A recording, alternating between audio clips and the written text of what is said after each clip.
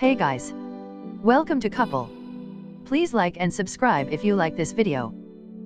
Despite the turmoil that continues to surround his company, Mark Zuckerberg has insisted he is still the best person to lead Facebook.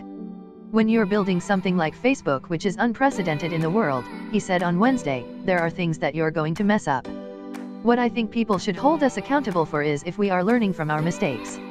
As well as being Facebook's chief executive, Mr. Zuckerberg is chairman of the company's board. When asked if his position had been discussed, he replied, "Not that I know of." The mere possibility that his leadership is in question is a scenario few would have predicted even a month ago.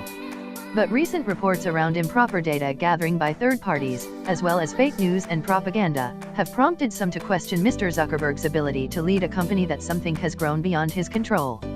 Facebook scandal hit 87 million users. Zuckerberg to testify before U.S. committee. Facebook chief fires back at Apple's Tim Cook. Facebook haunted by ugly truth memo by design. He can't be fired, he can only resign. Scott Stringer, head of New York City's pension fund, said this week that Mr. Zuckerberg should step aside. The fund owns approximately $1 billion worth of the social network. They have 2 billion users, Mr. Stringer told CNBC. They are in uncharted waters, and they have not comported themselves in a way that makes people feel good about Facebook and secure about their own data.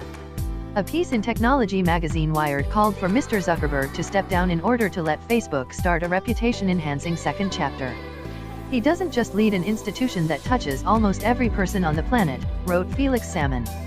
He also, thanks to financial engineering, has a majority of shareholder votes and controls the board, and is therefore answerable to no one. By design, he can't be fired, he can only resign. Which is exactly what he should now do. A man often criticized as lacking empathy, Mr. Zuckerberg's conference call went as well as the 33-year-old could have expected. Indeed, at one point he encouraged more time to take more questions. From his answers we learned a little more about the real toll of the negative publicity and the delete Facebook movement. And so far the answer is, not much. There has been no meaningful impact that we've observed, he said, before quickly adding, but look, it's not good.